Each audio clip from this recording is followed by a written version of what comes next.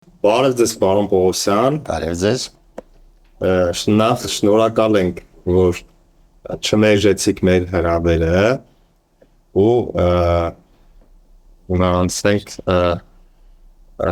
ներկայացնենք մեր նյութը, տեսեք փաստերի կալեդոսկոպ միջազգային հետազոտական նախագծի շրջանակներում մենք իրականացնում ենք սոցիալական հարցում։ Մեզ համար շատ կարևոր է լսել սպիտակի երկրաշարժի հետ կապված մարդկանց, ականատեսների, փրկարարների, բժիշկների կարծիքները։ Ու ճանաչելով ձեզ որպես մեր աղետալից երկրաշարժից հետո ստեղծված առաջին կամավորական փրկարարական ջոկատի առաջին նախագահ, ուզեինք այս կապակցությամբ որ դուք պատասխանեիք մի քանի հարցի։ Սիրով, խնդրեմ։ Այո, որովհետև ոչ ոք չի կարող տեղեկատվություն փոխանցել այլ մարդկանց այնպես, ինչպես նրանք, ովքեր զգացել եւ անցել են դրա միջով։ Դուք շատ անմիջական մասնակցություն եք ունեցել այդ աշխատանքներին փրկարարական։ Առաջին հարցս հետեւյալն է, պարոն Պողոսյան ջան, խնդրում ենք կիսվեք ձեր հիշողություններով 88 թվականի Սպիտակի երկրաշարժի այդ օրվա մասին։ Իհարկե շատ տխուր հիշողություններ են, որովհետև փաստը արդեն պատմականորեն ողբերգական փաստ էր, որովհետև նման կարգի երկրաշարժեր այլ երկրներում երբ տեղի են ունենում, զոհերի, ավերածությունների քանակը անհամեմատ ցածր է լինում։ Ենթադրենք նույն երկրաշարժը Կոբեում եւ նույն երկրաշարժը Հայաստանում մենք ունեցանք ավելի քան 25600 զոհ, Հայաստանի 1/3-ը ավերվածություն 500,000 մարդու առնչվեց այդ կպավ այդ երկրաշարժի հենց այսպես կոչված հետևանքը։ Իսկ երբ նայում ես մի երկրաշարժի Ճապոնիայում, ենթադրենք մի քանի կամուրջ էր տեղահանվել, մեկ զոհ եւ այլն։ Այսինքն դա գալիս էր խոսել նրա մասին, որ ինչքան էլ հզոր էր մեր Սովետ միություն կոչված պետությունը, ապա այդ հզորության մեջ առաջինը դասալքից քաղաքացիական պաշտպանություն ծառայությունը, որովհետև իրենք ունեին իրենց այսպես ասած ուժերը, բայց բոլորս է պետք է հասկանան, որ ամեն մարդ առաջերտին մտածում է իսկ ինչ եղավ իր ընտանիքի հետ նման հարաբերքի ժամանակ։ Եվ միևնույն ժամանակ նա երկրաշարժ էր, որը երկու կարևոր բան ճեղքեց եւ իլուր աշխարհին բացահայտեց։ Առաջինը ճեղքեց այսպես կոչված երկաթե վարագույրը եւ Հայաստանը դարձավ բարեգործության գիզակենտրոն ամբողջ աշխարհի համար։ Երկրորդը ինքը բացեց այն կաշկանդվածությունը եւ մարդիկ տեսան, որ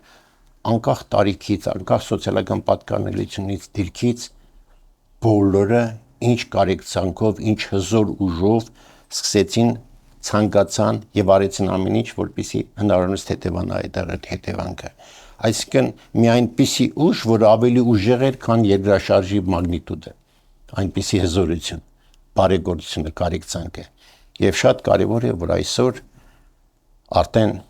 այնպիսի կառույցներ, որոնք պատկան կառույցներ են, որոնք այդ ոլորտում պետք է աշխատեն, հաշվի առնեն այս ներուժը, որովհետև ինչքան էլ իրանք հարուստ լինեն տեխնիկական, ֆինանսական եւ այլ միջոցներով, առաջերտին այդ հարստության հենքը պետք է լինի մարդկային ներուժը, մարդկային անիմացությունը եւ նրանց կարողությունների օգտագործումը։ Եվ արտակարգ իրավիճակների հետ կապված, պարոն Պողոսյան ջան, կուզեի մի քանի հարց ձեզ ուղղել։ Որն է փրկարարական ծառայությունների գլխավոր խնդիրը։ Ինչ դժվարությունների եք բախվում ձեր աշխատանքում։ Սկսենք ձևակերպել նպատակից, որ ցանկացած փրկարար համակարգ կամ ցանկացած համակարգ, որը պետք է արտակարգ իրավիճակների նախապատրաստվի, կարողանալ մեղմել արտակարգ իրավիճակները եւ ինչու՞ չէ կառավարել։ Նրանց համար մեկ նպատակը պետք է լինի նվազեցնել հետևանքները աղետների։ Իսկ այլ բան է խնդիրը, հատկապես փրկարարի խնդիրը։ Փրկարարի համար մեկ խնդիրը այն պետք է լինի, որ հնարավորինս ինքը քիչ գործ ունենա, կամ իր գործը, կամ իր կարողությունները, կամ իր այսպես կոչված աշխատանքային պատասխանատվությունը հնարավորինս կարողանալ լիազորել ավելի ներքև գտնվող օղակներին հասնելու մինչև մարդը, որ մարդը ինքը տեղում հայտնված մարդը, եթե ինքը կարողունակ է, եթե ինքը գիտի ինչպես առաջին օգնություն ցուցաբերել, ինչպես գնահատել իրավիճակը, ինչ է տեղի ունեցել եւ ճիշտ գնահատականը արդեն առաջին նախնական գնահատականը հասցնի արդեն պատկան մարմնին, ենթադրենք մարզային կամ հիմնական փրկարարական օղակներին, այդ դեպքում արդեն փրկարարներին մնում է շատ քիչ բան, այսինքն ճիշտ հաշվարկել իրենց ուժերը եւ ճիշտ արձագանքել, ոչ թե տեղում հասնելուց հետո տեսնել վայ, ես ինչ ա կատարվել։ Համար մեկ նպատակը փրկարարի, ես ասեցի եւ խնդիրը նույնպես հնարավորինս անել ամեն ինչ, որպեսզի իրենք քիչ գործ ունենան։ Աղետի ժամանակ։ Ինչ պիտի իմանա հասարակ մարդը նախքան արտակարգ իրավիճակի հետ բախծելը։ Կա արդյոք մարդու վարկագծի համար գործողություն, որևէ պլան արտակարգ իրավիճակներից առաջ եւ դրա ժամանակ։ Իսկ ինչ կարելի է ինչ որտեղ դա սովորել։ Կան արդյոք ինչ որ դասընթացներ կամ ուսուցանող կուրսեր, այս հարցին դուք մասնակի առաջի հարցի մեջ արդեն պատասխանեցիք, եթե կարելի է։ Ես շոշափեցի, բայց չպատասխանեցի։ Ուրեմն միշտ հիշեք, մեզանից յուրաքանչյուրս մարդ է, հումանոիդ։ Եվ բնականաբար բոլորս էլ ալարկոտ ենք, ուզում ենք քիչ աշխատել։ Այդ մարդկային ալարկոտությունը շատ սարսափելի հետևանք է թողում արդեն աղետների ժամանակ։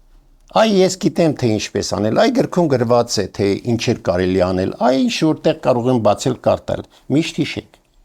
աղետը, պատահարը, դրանք նենք երևույթներ են։ Նրանք պատահում են այնտեղ, որտեղ չեն սպասում։ Այն ժամանակ, երբ դու պատրաստ չես։ Այսինքն, իշքան դու պատրաստ ես եւ սպասում ես, այնքան ինքը սկսում է քեզանից հեռու մնալ։ Խնդրում եմ այս դարձվածքը հիշեք։ Եվ երկրորդը, ինչ պետք է անի հասարակ անձը։ Դուք պատկերացրեք ձեզ կամ թեկուզ եւ ինձ, մեզանից յուրաքանչյուրին, եթե այդ պահին որևէ բան պատահի ձեր շրջապատում, դուք ում եք օգնելու։ Օգնելու եք, եթե տանն եք տնեցներին, եթե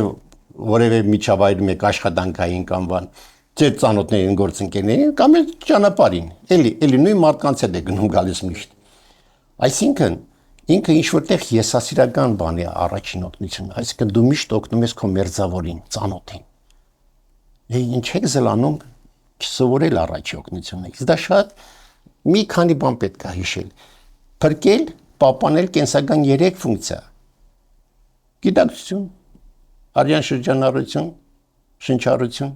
Այս 3 կարևոր ֆունկցիաները եթե դուք պահպանեցիք,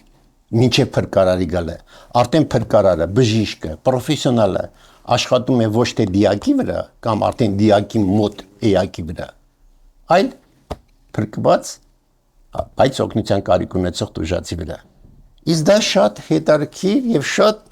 պրիմիտիվ բան է, որը մշտապես պետք է մարդը աշխատի դա սովորել։ Որտեղ սովորել, դրա մասին էլ կասեմ, բայց խնդրում եմ հիշեք, որ եթե որևէ մի ժամանակ, որևէ միտեղ մի բան պատահի, դուք բանիմաց արդեն առաջի օգնություն իմացողը օգնելու եք ինքներդ կամ ձեզ, կամ ձեր ծանոթին, բարեկամին, կամ էլ բոլոր դեպքերում մարդուն։ Այս սա կարևոր բանն է, որը բոլորս չգիտես ինչու մեծամասնությունը ասում է, հետո եղավ մի բան կանեմ։ Հիմա երկրորդը, որտեղ կարելի է սովորել։ Մինչև որտեղ սովորել ես կարող եմ ասել, որ երկիրն է համարվում բարվոք այդ տեսակետից։ Ես երկար ժամանակ լինելով, այսպես կոչված հայկական Կարմիր խաչի առաջին օգնության համակարգի որտեղ ղեկավար, ինչու՞ չէ առաջին մարտիկը,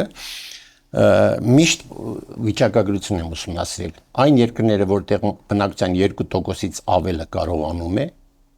առաջին օգնություն ցուցաբերել, նրանք համարվում են այդ տեսակից բարվոք երկրներ։ Ցավոք սրտի մեր երկիրը դեռևս 1%-ին չի ասում նախապատրաստությունը, բայց արդեն կան ինստիտուտներ, հաստատություններ, որոնք կարողանում են միջազգային ստանդարտներին համապատասխան ցուցաբերել առաջին օգնություն եւ ուսուցանել առաջին օգնություն։ Կարևորը ուսուցանել։ Այստեղ միայն մարդը պետք է ցանկություն ունենա մասնակցելու այդ դասընթացներին։ Եվ ազգային ընկերությունում, եւ աղետների ռիսկի նվազեցման ազգային պլատֆորմում, եւ շատ չգնաժամային կառավարման ինստիտուտում շատ տեղեր կան, որտեղ առաջին օգնությունը, այսպես կոչված, շատ բարձր մակարդակի մատուցվում է մարդկանց։ բնականաբար կան ծառայություն, կան ծախսեր, այդ փոքրիկ ծախսերն մարդը պատրաստ պետք է լինի հենց ինքը իր համար վճարելու։ Հիմա ինչպիսի ալգորիթմներ կան։ Հենց ինքը առաջի օգնության այդ ուսուցանումը կամ հենց այդ փրկարարության նախնական քայլերի ուսուցանումը իր հետ բերում է այդ ալգորիթմերի ամբողջ սանդղակը։ Այս պայն ես ձեր ուշադրությունը չզբաղացնեմ, թե որ դեպքերն են անհապաղ քայլեր պահանջում, որ դեպքերը ոչ, բայց դա կա, պետք է սովորել եւ պետք է պատրաստ լինել եւ պարբերաբար կրկնել։ Մեկ ուրիշ վիճակագրական տվյալ, երբ մենք 97-98 թվականներին սկսեցինք մեր այսպես կոչված ուսուցանումը մարդկանց շրջանում, մեր չափածների շրջանում։ Չգիտես ինչու շատերը զարմացան, որ ես акցենտը փոխեցի տարա դեպի մանկապարտեզ, տարա դեպի դպրոց։ Եվ գիտեք ինչ, 10 տարի հետո երբ մենք հարցում արեցինք եւ մանկապարտեզի երեխային, որը արդեն այն ժամանակ եթե 4-5 տարեկան էր, հիմա 14-15 տարեկան է, եւ չափահասին, պատկերացնում եք, չափասի մոտ գիտելիքները մնացել են 40-ից 30%, հմտությունի չեմ կարող ասել, որովհետեւ հմտությունը չփորձեցինք, իսկ երեխաների մոտ համարյա թե 100% ամեն ինչ հիշում էին իրանք։ Հմտության համար չեմ կասկածում, որովհետեւ այն ժամանակ մենք իրենց հետ խաղում էին, իրանք այդ խաղը արդեն իրենց կյանքի ընթացքում մի քանի դրվագներ բերեցին, որ կարողացան են օգտագործել։ Ասենք մյուս հարցին, պարոն Պողոսյան ջան, եթե հնարավորություն ունենայիք, ինչ կանեիք կամ ինչ կփոխեիք, օրինակ նորարարություններ, գաղափարներ, արտակարգ իրավիճակների ժամանակ ավելի շատ կյանքեր փրկելու համար։ Շնորհակալություն։ Ես կարող եմ ասել, որ մեզանից յուրաքանչյուրն էլ այդ հնարավորություն ունի, առանց եթեի։ Թե պաշտոնյա ես, թե քաղաքացի ես, մեզանից յուրաքանչյուրը պարտավոր է անել հնարավորինս շատ, որպեսզի արտակարգ իրավիճակներ չլինեն։ Սկսենք մեզանից յուրաքանչյուրս մեզանից տանը, մեր համայնքում, մեր միջավայրում։ Եթե ապահովես դու, ապահով ընտանիքդ, ապահով է համայնքդ, ապա շատ հեշտ է ապահովել նաև երկիրդ, իսկ ապահով երկրով նաև ամբողջ մոլորակը։ Շատ փոքրիկ գնդակ է այս մոլորակը։ Մի մտածեք, որ այնտեղ լինում է, այստեղ չի լինի, չէ՞։ Շատ շուտ այդ բոլորը արդեն այն դարերը չեն։ Արագ տարածվում է։ Եվ ես վերջերս էլ նկատել եք այդ աղետների հաճախությունը եւ ամեն ինչը կատակլիզմները, դրանք բոլորը դրա մասն են խոսում, որ եթե չքաղես դասը հենց այսօր եւ անհատի մակարդակից միջև պետական մակարդակ համախմբես ուժերդ, ապա մենք էլի ոչ թե կանգնած կլինենք կոտրաստաշտակի առաջ։ Կոտրաստաշտակը այնտեղ կանգնած լինի, բայց մենք դիակ կլինենք կոտրաստաշտակի կողքը։ Հիմա եթե հնարավորություններս ավելի շատ լինեին, ես ինչ կանեի։ Ասեմ, այստեղ շատ կարևոր է մեր միջից վանել հեղափոխական գաղափարները։ Ես նախքին համակարգից ինչքան վատ բան կա, չէի ոչնչացնի, կթողեի նույն մակարդակի, դրա վրա էներգիա չի ծախսի։ Ես էներգիաս կծախսեի հնարավորինս շատ լավ բաներ ստեղծելու, որպեսզի այդ լավ բաները արհամարելի փոքրացնեն վատերը եւ վանեն դրանք։ Բավական է մեր էներգիան ծախսենք վատ բաների դեմ պայքարելուց։ Պայքարի լավը ստեղծելու, որպեսզի վատը ինքնաբուխ, ինքնաբերաբար դուրս մղվի մեր կյանքից։ Եվ այսօր, եթե մենք ուշադրություն դարձնենք, որտեղ կա շատ գումար, ով ունի, ում էլ հարցնես, միշտ էլ ունեն ֆինանսների պակաս, իսկ պետական բյուջեն միշտ էլ աջակցության կարիք ունի։ Այսինքն ինքը պետական բյուջեով այսօր արտակարգ իրավիճակներ կառավարել, մեղմել, ինչքան էլ դնես քիչ է լինելու։ Այսինքն ինչ պետք անել։ Նորից վերադարձանք առաջին խոսքին։ Հնարավորինս շատ նախապատրաստել բնակչությանը, հնարավորինս բանիմաց եւ գրագետ հմտությունների տեսակետից նրանց դարձնել եւ հնարավորինս շատ նրանց լիազորել ճիշտ գնահատելու, արձագանքելու, մինչեւ որ արդեն նոր պրոֆեսիոնալը արդեն իր կարողություններով հանդերձ փառկասու այսօր այդ կարողությունները կան, հնարավորությունները կան, որպեսզի նրանք արձագանքեն։ Պետք է վանել նաեւ այն մոտեցումը, որ մենք ամեն ինչ անում ենք, որ լավ պատրաստ լինենք։ Ամեն ինչ արեք, որպեսզի պատրաստ լինելուց բացի այդ ինչի դեմ պատրաստ եք ուզում լինել, դա չլինի։ Սա է ակցենտը փոխել ոչ թե իմ պատրաստվածությունը, այլ կանխելու արտակարգ իրավիճակը։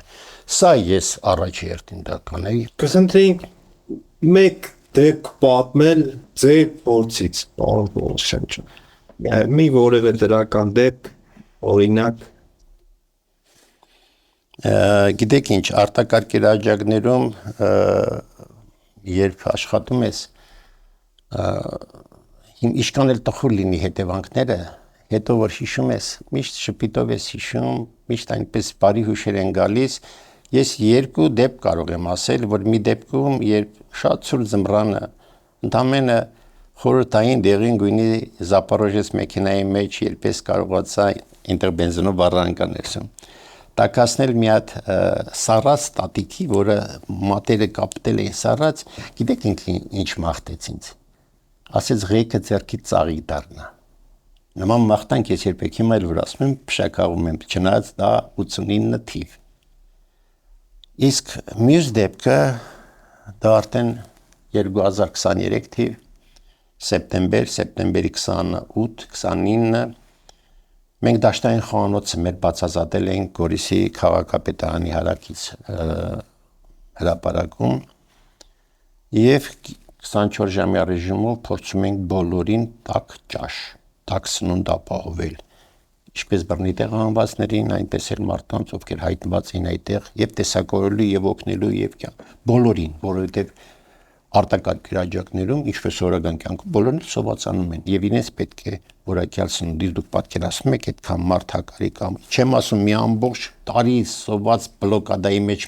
մնացած, հետո կամուրջից արժև այդքան լսեմացվելով հոգեբանորեն եւ այլն, մեկ էլ անցնում են եւ տեսնում են սպիտակացով խանութ, տեսնում են լիություն ինչ-որ տեղ եւ այդ մարդկանց համար, գիտեք, թվում էր թե պրծան կամ չէ, բայց կային դեպքեր 99% դեպքերը, որը փակված էին բոլոր հոգեբանորեն եւ երբ ճաշը մատուցում էինք, մոտեցավ ինձ մեր աղջիկերից մեկը կամավորներից ասեց այն տատիկը չի ճաշում, չնայած իր հետ եկած բոլորը երկար ժամանակ սոված էին, ասել են եւ ճաշում են, այն չի ճաշում։ Մոտեցա տատիկին քրոջս իմ տարիքի հարցնում եմ ամիղ ինչա զգում եմ որ ոչ մի արձագանք բացարձակապես քարացած հայացք դեպի ափսեն եւ ոչինչ չասող խնդրեցի մեր աղջկան ասի այս միանվագ ափսեն փոխի բեր կերամիկական ափսեով եւ մետաղական գտալով ունենք բոլոր հնարավորությունները մենք ունենք անհասկանալի էր ինչ եմ նման բան ասում խնդրում եմ այդ իմ խնդրանքը այնքան հրամայական էր որ վարկյան չանցած դրվեց ափսեներ գտալներ ես ինչ արեցի գտալով կամած կպա ափսեին այդ ընտանիքի ափսեի ձայնը չրխկոցը մեկ արտնացավ հասկանում եք մարդը կորցրել էր ամեն ինչ եւ կորցրել է եւ ամբողջ աշխարհը կորցրեց հազարամյակների քաղաքակրթություն որը կոչվում Արցախի քաղաքակրթություն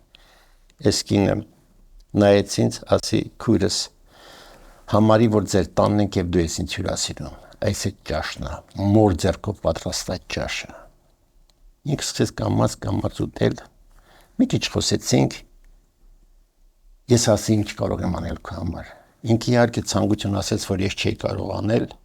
բայց համենայն դեպս երբ անգամ չես էլ կարող անել պետք է անպայման լսել մարդուն կարողանալ եւ ինքը ինձ ասեց ինձ տարեին տեղ որտեղ ամուսնուս գերեզմանն ոչինչ ինչ ուզում են անեն ես ուզում եմ թաղվեմ ամուսնուս կողքը ասի այսօր ես դա չեմ կարող անել քույրս այս դեպքն է որը իշքան էլ ես տխուր ասեցի ես ասում եմ մի քիչ պատասխանատու զգացումով որովհետեւ այդ պահին ես տեսնում էի աճող սերունդը Գորիսի աճող սերունդի կամավորներին մեղվի երուզեր գիշեր ցերեկ ինչ հզոր ներուժ ունի մեր ժողովուրդը եւ ինքը դատապարտված է ունենալու հզոր ապագա ես դրան հավատում եմ բայց ուզում եմ դա ես տեսնեմ դրա համար ամեն ինչ անում եմ այսօր Ասենք հաջորդ հարցին պարոն Պողոսյան ջան Ինչ արտակարգ իրավիճակների հավանականություն կա մեր երկրում Հայաստանում ու որքան ժամանակ առաջ մարդիկ կարող են ծանոթություն ստանալ այդ մասին, որ աղետ է սպասվում։ Գիտեք, երևի այդ հարցը որ հիմա դիմեք Աստծուն, ինքը ասի սպասի մի հատ գնամ նայեմ շպարգակիկս։ Այսօրվա ամենամեծ արտակարգ իրավիճակը դա երկրի անվտանգային մակարդակն է։ Անվտանգային, որովհետև ամեն վայրկյան չգիտես ինչ է սպասում են, որ նորից մեզ կպատահի պատերազմը։ Երկրորդը, չգիտես ինչի ժողովրդի մոտ դրված երկրաշարժը, բայց ինձ կներեք էլի երկրաշարժի, ես ասեցի, իշքան մենք հեռանում ենք երկրաշարժից կամ մոտենում ենք նորին, բայց դա թող լինի 40-50 տարի մեկ։ Ամեն օրվա մեր պատահասը դա ճանապարհատրանսպորտային վթարներն են։ Իշքան զոհերն են, իշքան խեղումներ մենք ունենք, չեք պատկերացնում։ Մշակույթը, վարորդական մշակույթը, մեկ-մեկու զիջելու մշակույթը, այսա չեն նախազգուշացնում, սա ընտանիքում օջախում սովորացնում են եւ սա գնում է մեր հետ մոր կաթով եւ հորարինով ամբողջ կյանքում։ Շատ եմ խնդրում այս պահից սկսած այդ մշակույթը մտցրեք, որպեսզի չլինի այդ սպանդը, որ մենք ամբողջ ժամանակ ականատես ենք լինում մեր այսպես կոչված եվրոպական ճանապարհների վրա։ Երբ ես խոսեցի առաջի օգնության մասին, մյուս արհավիրքներ, որ ելի նախորդ կարող եք իմանալ։ Օրինակ, մյուս մեծ տոկոսը զոհերի դա սրտի կաթվածի հետևանքով տված զոհերն են։ Ախր ինչու չէ որ կաթվածը,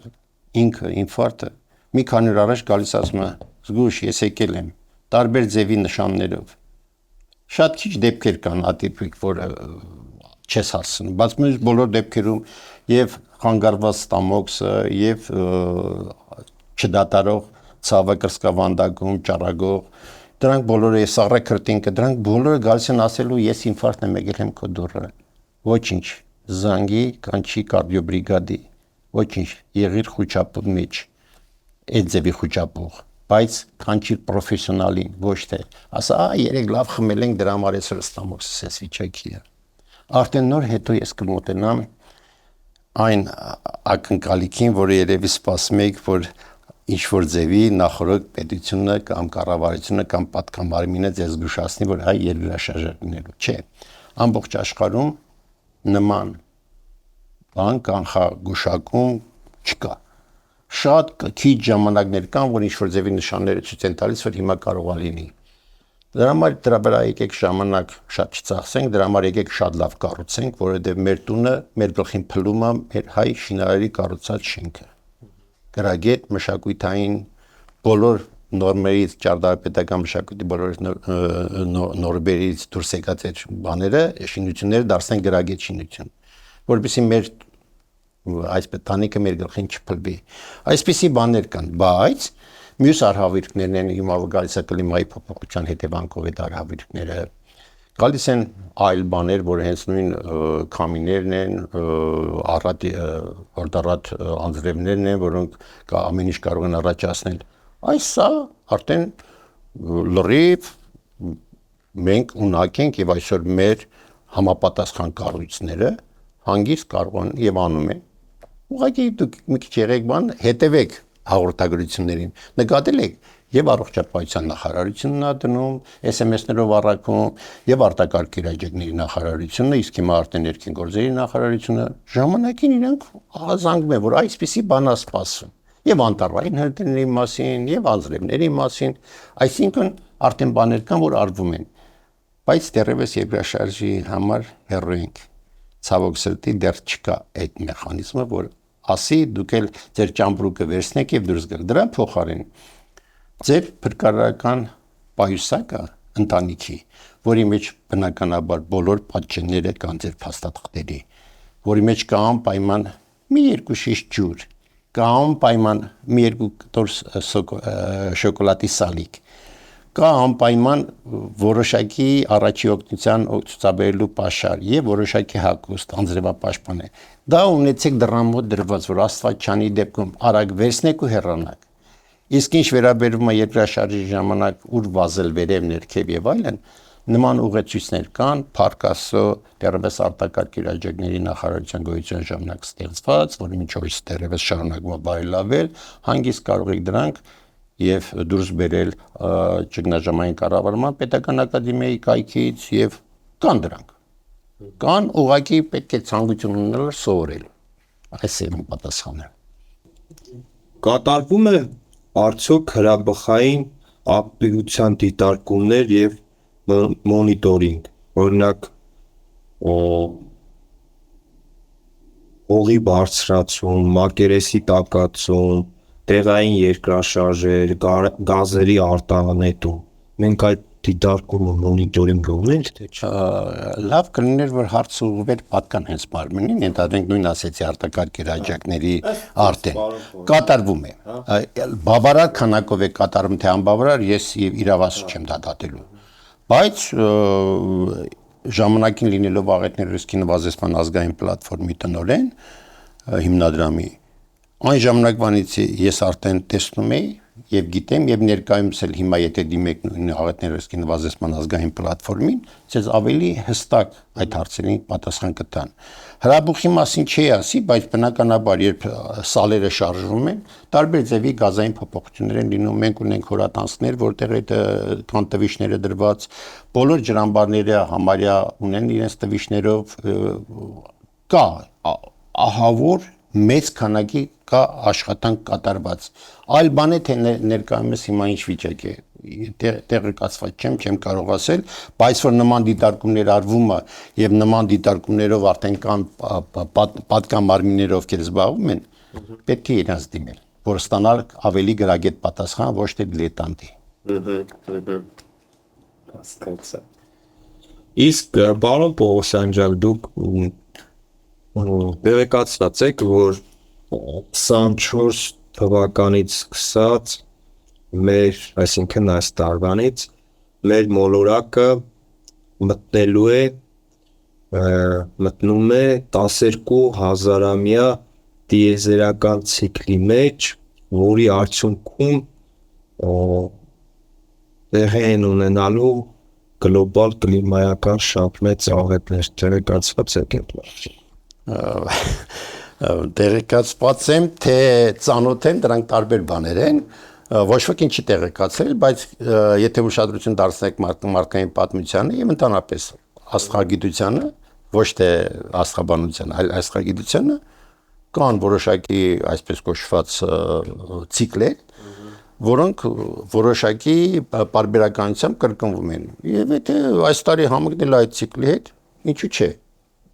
Հնարավոր է, ինչ որ հիմա տեղի ունենում, նենց ապրիորի չի տեղի ունենում։ Երբեմն տեսել եք, այս քանի օր իրար հետևից sense հորդարատ անձրևներ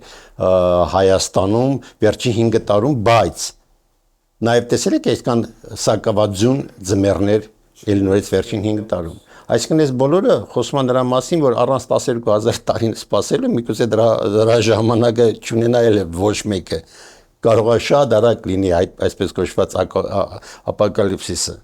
Դրա համար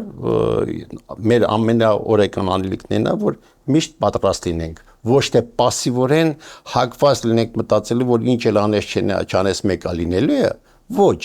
Մենք եկեք ռիսկերը գնահատենք եւ կառավարենք ռիսկերը։ Այսինքն նվազեցնենք աղետների հետևանքները իմանալով հանդերձ, չէ՞ որ 1 դրամ ծախսած նախապատրաստելու վրա դա 100-պատիկ շահեկան է արդեն արձագանքելիս։ Այսինքն 100 անգամ ավելի քիչ է լինում դժվարը։ Քիչ կորուստներ մարդկային, քիչ տառապանքներ, քիչ տնտեսական կորուստներ։ Սա ուղղակի ամենօրյա, ամենժամյա, ամենվայրկյանյա աշխատանք է, որը յուրաքանչյուր մարդ պետք է անի պատկանից մինչև քաղաքացի։ Ես այսպես կպատասխանեի, թե չէ մնացած ինչ կարող ես ընթերցել կամ ցիկլերի մասին տեղեկանալ գրականությունից կամ կայքից, այո, տեղյակ եմ։ Ինչ եք կարծում, ինչպես կարելի է հնարավորինս արագ տեղեկացնել բոլորին եւ հանրային պահանջ առաջացնել, որպեսզի բոլոր գիտնականները միավորվեն եւ ստեղծեն միասնական միջազգային գիտական կենտրոն, որը կլուծի կլիմայի խնդիրները։ Ինչ պետք է անել դրա։ Ես չէի սպասում, որ նման հարցեր ինձ կուղղվի, որովհետև այսօր եթե նայում եք, թե ինչ էր տեղ ունենում նույն հիմնական արհավիրք այսօր համարում են կլիմայի փոփոխությունները, որովհետև պարզ է, որ մի երկու աշան էլ տակացավ, արդեն ջուրը այնքան կբարձրանա, որ շատ կներեք բարձուն կղզակների վրա 6-7 միլիարդը ոնց են ապրելու։ Բնականաբար կան նման միավորումներ, ենթադրենք ժամանակին սեյսմիկ պաշտպանության ազգային ծառայությունը միջազգային սեյսմա համակարգով միավորված էր, որը հետո անցավ արտակարգ իրավիճակների նախարարությանը, հետո կան նման բաներ, ինչ վերաբերվում է հիմնականում աղետներին։ Բնականաբար կլիմայի փոփոխությունը նույնպես պետք է դիտենք աղետ եւ տեսնում եք համարյա ամեն տարի միջազգային հանրությունը, այսինքն նախարարության, պրեզիդենտների մակարդակի հավաքվում են, ինչ որտեղ լուծում են, ինչ որտեղ չեն լուծում, ինչ որտեղ դրանք այն խնդիրներն են, որոնք ցավոք սրտի արդեն մեկ անհատի ասելով չի լինելու։ Ցավոք սրտի արդեն հնչեց այդ զանգը եւ արդեն փաստ է այս ամեն ինչը, այս հաճախացած աղետները, որ մենք թակեցինք դուռը եւ բացեցինք այդ Պանդորայի արկղը։ Հիմա հնարավորինս շուտ պետք է փակել այն, որովհետեւ արդեն բացվել է, արդեն աղետների քանակն եք տեսնում, հետևանքներն եք տեսնում եւ ամեն ինչը։ Դա ոչ միայն պատերազմներով արտահայտվում, դա ավելի շատ բնական աղետներով արտահայտվում, իսկ ներողություն բնական երևույթներով եւ ցավոք սրտի բնական երևույթը դառնում է աղետ, որովհետեւ արդեն պատոհասում է մարդուն։ Թե չէ ջրեղե, խրդե, երկրաշարժ, դրանք նորմալ բնական երևույթներ են։ Մարդը ինքը արդեն իրեն խոթում է այդ միջավայրը եւ ինքն է ստեղծում, որպեսզի դրանք ավելի հաճախանան։ Ցավոք սրտի ես դրա լուծումը չունեմ։ Ես կարող եմ այսօր միայն մի բան ասել, անհատի մագարտակով աղոթում եմ Աստծուն, հավատում եմ, որ ես կարող եմ եւ եթե ոչ ես ապահով է անելու եւ հնարավորինս իմ շրջապատում փորձում եմ այդ ապահովությունը ստեղծել։ Այ հիմա կարող եք նայել, ես ասեցի մեր հուշոտում բարեգործական կենտրոնում մեր շենքի կողքը։ Մենք ասեցի 1 ամսվա ինքնաբավ կյանքով ապահովված ենք ոչ միայն մենք, այլև կարող ենք դա ապահովել եւս մի քանի հազար ժողովրդի համար տաքսոնի տեսքով եթե Աստվածյանի աղետեր ունենա։ Թե չէ շենքը, թե չէ նույն էլեկտրականությունը, երբ ինքը չկա ընդհանուր ցանցից, մեր գեներատորը ավտոմատ միանում է, եւ մենք ունենում ենք, եւ եթե Աստված չանի, վառելիքը պրսնի, ուրիշ վառելիքով կօգտագործեն, գազով, ամեն ինչով, մեկը մեկին փոխարինող, անգամ փայտով։ Այստեղ մեկ ուրիշ բան է, ինչքան էլ ես հիմա այսպես կոչված գլուխ եմ գողում այդ տեսակետից, հենց կողքի ծլող սնկի նման աճող երկնաքերները, սա մեկ այլ սպառնալիք է, որովհետև չգիտեմ քանի բալի դրան կդիմանան, բայց եթե փլվեց, մենք կմնանք այդ ավերակների տակ։ Այսինքն ամեն ինչ շատ փոխկապակցված է եւ չի կարող լինի այստեղ չոր մնացած ամեն տեղ թաց։ Չի կարող լինել այստեղ ապահով մնացած ամեն տեղ անապահով։ Չէ, մենք շատ սերտ եւ անմիջական կարճ կապով կապված ենք եւ եթե միտեղ մի բան պատահում է, դա հնչի թող ձեզ ահազանգ, որ վաղը այդ վարքյանին քեզ էլ է պատահելու։ Հնարավորինս արեք ամեն ինչ, որ դա չպատահի։ Սա է իմ փոքրիկ դեղամիջոցը, որը ես կարող ունակ եմ այդ անելու եւ այդ ուղղությամբ եմ քայլում։ Իսկ թե գիտնականները կհավաքվեն, ինչ կանեն, ոնց կանեն, դեռևս խելքը չի կտրում, որ կլինի նման այսպես կոչված կոնսենսուս իրենց մեջ։ Չունեմ այդ հարցի պատասխանը։ Տեսեք, այս դա է էլի, որ ֆիզիկները, քվանտային ֆիզիկները, գեոլոգները, որ աշխարհի լավագույն ուղեղները հավաքվեին, փորձեին մի բան, ես ճանաչելով ձեզ մաքսիմալ ձեր հնարավորությունների չափով ձեր ջանքը, ներդրումը, երանգը, էներգիան, ժամանակը, ռեսուրսները, ֆինանսները, սա ներդրել եք այս մարդասիրական հայրենալավեր գործով։ Մերուժան ջան, ես ամենամեծ եսասերն եմ աշխարհի։ Խնդրում եմ, ես ինքս եմ ֆիզիկոս, ատոմային էներգետիկ։ Ասեմ, ես շատ եմ սիրում, որ իմ շրջապատում ամեն ինչ լավ լինի։ Ինչ շրջապատեն ամենառողջ, ամենագեղեցիկ, ամենաուժեղ մարդիկ։ Այդ նման եսասեր են։ Ու դրա համար պետքա դու 10 այն ինչ որ ուզում ես ստանաս, այսինքն ինչ ուզում ես ստանաս, դու դա պետքա տաս, սկզբից պետքա տաս, պետքա սփռես, որովհետև այն ինչ տալիս ես, վերադառնում է քեզ քոնն է, այն ինչ որ պահում ես ոչ մեկինն է։ Սա հասարակ սկզբունք է, այնպես որ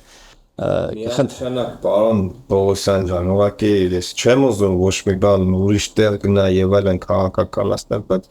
պետք են ձեր նման մարդկանց օրինակները հանրայնացվի, ձեր նման մարդիկ ավելի իրանք շատ ռեսուրս ունենան, երբ որ մարդ ուզում է անի ու մարդ իր հնարավորությունները ինչ է նկատում եք ռեսուրս ասելով։ ժամանակ, էներգիա, ֆինանս, ամեն ինչ։ Եկեք ֆինանսը թողենք, ամենավերջում թողենք ֆինանսը։ Ցանկություն։ Առաջերտին դաստիարակություն, երկրորդ երթին ուղղակի կտրել քեզ աթորից եւ անել քո ձեռքերով, քո իմացածով։ Եվ դա չպահել քեզ, բաշխել մյուսներին։ Դրանից հեշտան։ Այդի անողի համար է, այդ չանողի համար դա ավելի դժվար բան է։ Այսօր հենց մենք ամբողջ մարդկությունը շատ լուրջ կարիք ունի գիտնականների համախմբման, ստեղծող մարդկանց համախմբման, նման գաղափարի տեր մարդկանց համախմբման, որպեսզի մենք կարողանանք դիմակայել այդ ծանր կլիմայական աղետներին։ Միայն համախմբվածությամբ եւ հաստատականությամբ նույն ուղղությամբ մտածելով, նույն ուղղությամբ քայլելով։ Նույն ուղղությամբ այդ մարդասիրական ուղղությամբ մեկը մյուսի օգնելու ուղղությամբ մտածելով միայն մենք այս դժվարին ծանր իրավիճակներում կարող ենք դուրս գալ, որտեղ մենք այսօր բոլորս ենք փաստի առաջում, այսօր մեր փրկությունը միայն մեր միասնության մեջ է, միայն։ Շնորհակալություն, դա գիտեք որ ձեր խոսքը չի, դա նաև Եղիշե Չանեցի էլ խոսքը չի, չնայած ինքն էլ ասել այդ մասին հովաժողովուրդ։ Իրոք միշտ հայերեն ասած կեղկանգնի գերանք կոտրի տարբերակն է միասնականությունը, ուրիշ ոչ մի բան։ Միասնականությունը մի խնդիր պետքա դրվի եւ այդ խնդիրը պետքա լինի, օրինակ ինձ համար այսօր այդ խնդիրը պետականամետության խնդիրն է, որ ինչ անում ենք այսօր պետքա մեր պետականությունը պահպանել, մաքսիմալ անվտանգությունը մեր ստեղծել եւ այդ անվտանգությամբ բաժանել մյուսներին էլ ասել, այս ինձ է պետք անել։ Եկեք։ Չգիտեմ, ստացվեց այսօր մեր հարցազրույցը թե չէ, կարողացա արդյոք ես ձեր հարցերին պատասխանել թե չէ, բայց կուզենայի մի բան մաղթել, որպեսզի կյանքում երբեք իմ մասնագիտությունները դրանց կարիքը դուք չունենաք, այսինքն ոչ որպես ֆիզիկոսի, ոչ որպես փրկարական համակարգի մասնագետի, ոչ որպես նման սոցիալական ծառայության ղեկավարի, իսկ որպես ընկեր խնդրեմ միշտ պատրաստ եմ ծառայելու, շնորհակալություն այցի եւ հարցերի համար։ Շնորհակալ եմ պարոն Պողոսյան ջան, մեկ էլ մի քանի հարցեր կուզեինք ուղղել, ասեք խոսեցինք սոցիալական միասնությունից տարբեր հարցերից, մի քանի հարց հետ անդրադարձ կատարենք Սպիտակի երկրաշարժին,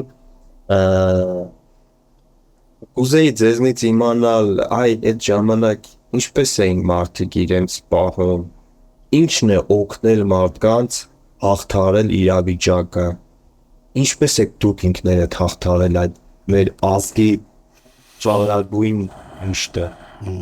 Եթե որևէ մեկ ասի ես հաղթահարել եմ, չհավատաս։ Չէ, իշքան էլ որ փորձել ենք վերականգնվել ֆիզիկապես, հոգեբանորեն մեկ է խորը սպին կա, եւ այդ սպին չի սպիանում, միշտ ինչ-որ տեղ ինքը նորից սկսում է արյունահոսել։ Ինչ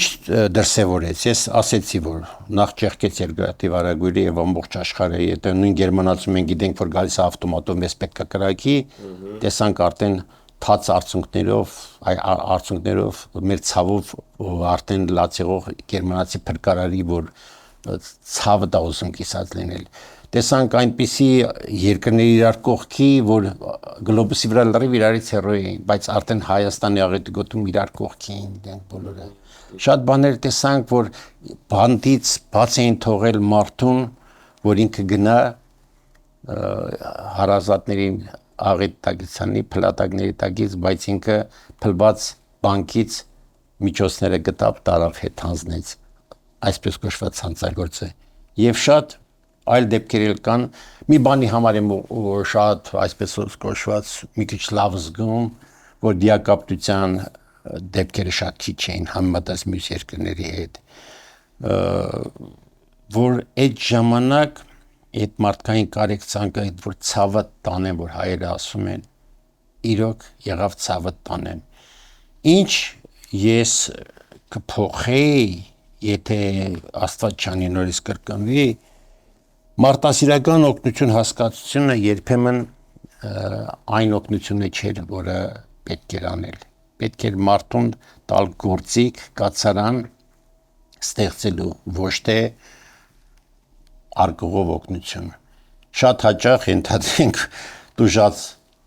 բնականը կործած մարդուն ասում են ուզում ես 5000 ռուբլի տամ դու տունդ կառուցես, թե 5000 ռուբլի տամ Մոսկվիչ առնես քո համար։ Եվ ինքը Մոսկվիչներ վերցնում ու գնում վթարվում էր, իր երեխան զոհվում էր։ Նման օրինակ գիտեմ, կարամ անազգաննով ասեմ։ Այսինքն մենք այդ ժամանակ գործեցինք շատ հզոր առիթ, որ Գյումրու նման, Լեննականի նման ստեղծագործ, արարող, հզոր քաղաքի բնակիչը դարձավ ողորմություն խնդրող եւ փառք Աստծո, որ արդեն այդ վիճակից մենք դուրս եկանք, արդեն այդպես չէր։ Շնանյութը այն ժամանակ կողքին, ամեն ինչը կողքին,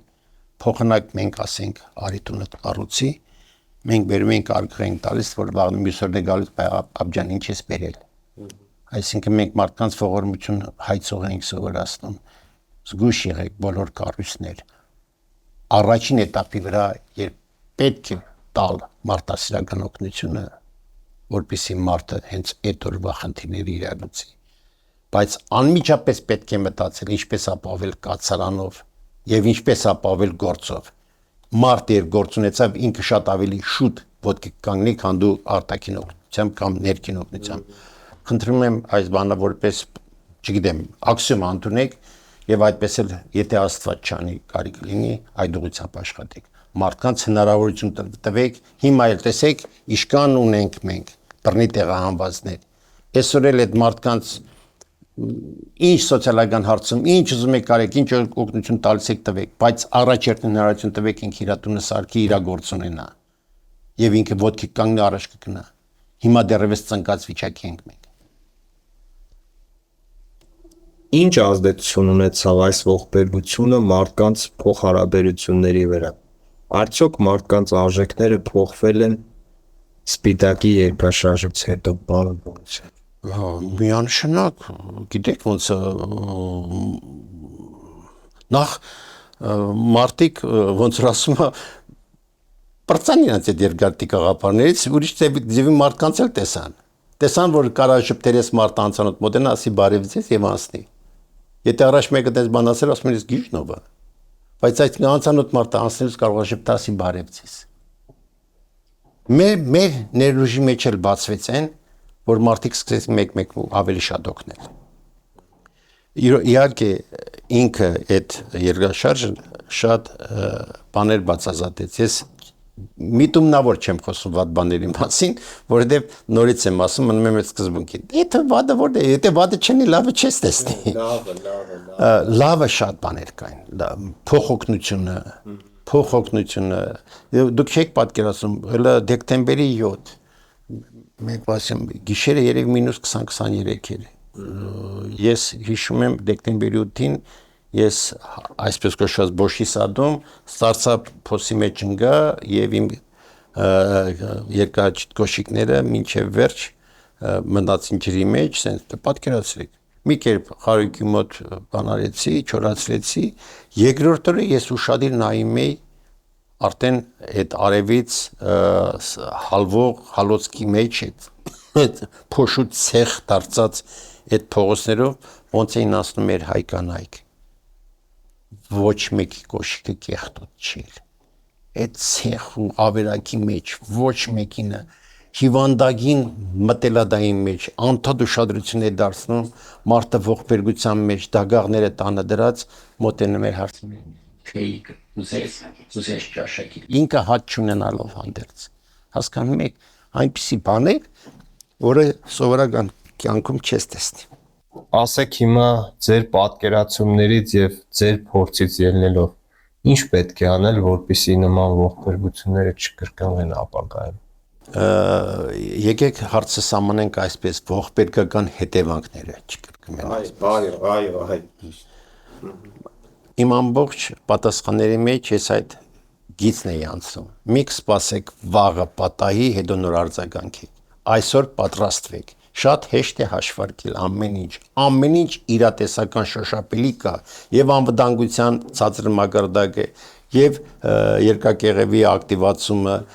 եւ կլիմայի բոլորը կան, փոփոխություններ կան, փաստ է։ Հենց այսօրվանից տեսեք, հաշվարկեք ինչ ռիսկեր կան եւ սկսեք այդ ուղղությամբ աշխատել։ Անհադի մակարդակով, տանը, երեխայի դաստիարակության մակարդակից սկսած, վերջացրած ընտանիք, համայնք, քաղաք, մարզ, երկիր, աշխարհ։ Շատ հեշտ թել է, ոչ թե հագարակը, աշխարհից գազ, հետո ինչ որ մի տեղ կապը կտրվի, խեղճ մարդը տեղում ոչինչ համայնքից սկսած, լիազորված արդեն այն ամենավերջի համայնքից, որովհետև իշքան ուժեղ է քո քաղաքացին համայնքում, բոլոր առումներով եւ գիտելիքներով եւ հնտությամբ, այնքան ուժեղ է պետությունը։ Այնտեղից պետք է սկսել։ Եվ մենք անում ենք այդպես, եւ շատերն են արդեն այդ акցենտը շեշտադրումը փոխել եւ հուսով եմ, որ արդյունք կունենանք մենք, ոչ թե արդյունք, այլ արդյունք։ Ինչ խորհուրդ կտաք մարդկանց, եթե Աստված մի արած, չէ, նրանք բախվեն նման իրավիճակի հետ, ձեր խորհուրդը ո՞րն է, պարոն։ Առաջինը դա նշանակում է նման իրավիճակ, նշանակում է կյանք ուզում է քեզ անկյուն կանգնացնել, պատժել։ Դուք պատկերացրեք ցանկացած անկյուն։ Ենթադրենք մեկ ուզում է քեզ անկյուն կանգնացնել, դուք կանգնես դեմքով դեպի այդ անկյունը, թե մեջքով դեպի այդ անկյունը։ Հարցից պատասխան։ Ինչու՞, որովհետև արդեն անկյունը, որը քո պատժանկյունն է, դառնում է քեզ թիգունք, հենվելու տեղ ունես եւ արդեն մտահորիզոն ունես լայն։ Գիտես լիքը ճանապարհներ, Աստված եթե մի դուռը փակում է, 100 դուռ է բացում։ Երբեք մի մտածեք, որ մենակ եք։ Փորձեք ճիշտ գնահատել ինչ տեղ ունեցավ եւ հաջորդ քայլերը ինքնաբերաբար կհուշվեն։ Եթե չհուշվեն էլ արդեն մյուսները կհասնեն, բայց ամեն դեպքում կյանքում երբ կանգնում եք անկյուն, միշտ մեջքով դեպի անկյունը կանգնեք եւ նայեք դեպի ապագան։ Ապագան, որը դու կարող ես կերտել եւ դրա ամեն ինչը քո ձեռքերում է, թե ինչպես կկերտես։ Հասկացա, ամփոփելով ինչ կմաղթեք, չնայած Ես մաղթանքս մի անգամ ասի, իմ ծառայությունների կարիքը երբեք չունենաք, ոչ որպես ատոմային էներգետիկ, ոչ որպես փրկարար եւ ոչ էլ որպես սոցիալական ծառայության ղեկավար։ Եղեք առողջ, եղեք իրատես եւ եղեք մի քիչ ոչ ալարկոտ։ Այսինքն այն ինչ որ կարող ես անել այսօր, երեք մտածեր անել, մի թող վաղվան։ Խնդրում եմ, վաղը ինքն է քեզ ղեկավարում, իսկ դու այսօր կարող ես կառավարել քո վաղը։ Ամենակարևորը ճիշտ գնահատել ռիսկերդ եւ կառավարել դրանք, մեղմել դրանք։ Ամեն մեկը եթե իր բնակարարով դարեց, ապա երկրում կապրենք մենք։ Սա է, ամենայն բարիք եմ մաղթում ձեզ։ Շնորհակալություն, որ այցելել եք մեզ։ շատ շնորհակալ եմ։